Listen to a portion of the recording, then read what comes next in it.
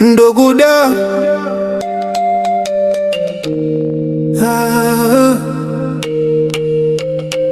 Zakazika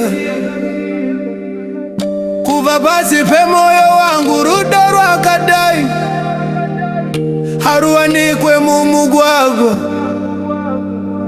Hapana chandinoda kudarika iwewe terera Ndoguda mndiwa moyo wangu uri kwauri azisize pa Facebook rudo redu ruri pauri. Ndoguda kusikana rini kunyangwe zikaoma sei handi kusiri wega ningi mbira zarira osho zapindura moyo wangu wasaruza iwe wandinoda kufimbura. Ndoguda munasikana Ndoguda munasikana Ndoguda ndakakuona uchifamba zuva richibuda kumabvazuva runako rwako rwakandibaya rwakandipedza simba semvura. Handisi kutaura zvekunyepera handisi tsosire rudo ndimi dzekwedu dzinoti budo kurupeta muswe kudziva diki vakutse asi pamberi pako mambokadzi ndinotopeta chewenyu ndichikudza uri ruva rekusango risina kudiridzwa nemunhu asi rinotumbuka richipa kunuhwirira pasina munhu. Ndati ndikupe chigoridhe kana sirivha zvese izvi zvinopera asi rudo rwangu rwakaita senjiva runogara ruripo harurasinzira yekumusha. Pandinokuona moyo wangu unopisha ropa romanya sedzina mumusha. Vamwe vanoti rudo ibofu asi ini ndakatona kuti ndiwe mwenje wangu murima ndimo maunogona. Saka ndinokumbira ndipewo mukana ndikuratidze kuti rudo rwechivanhu nehip-hop tinogona kusanganisa tije. Ndoguda mndiwa moyo wangu uri kwauri azisizve pa Facebook rudo redu ruri pauri. Ndoguda kusikana rini kunyangwe zikaoma sei handikusiuri wega ningi mbira dzarira osho dzapindura moyo wangu wasarudza iwe wandinoda kupfimbura. Ndoguda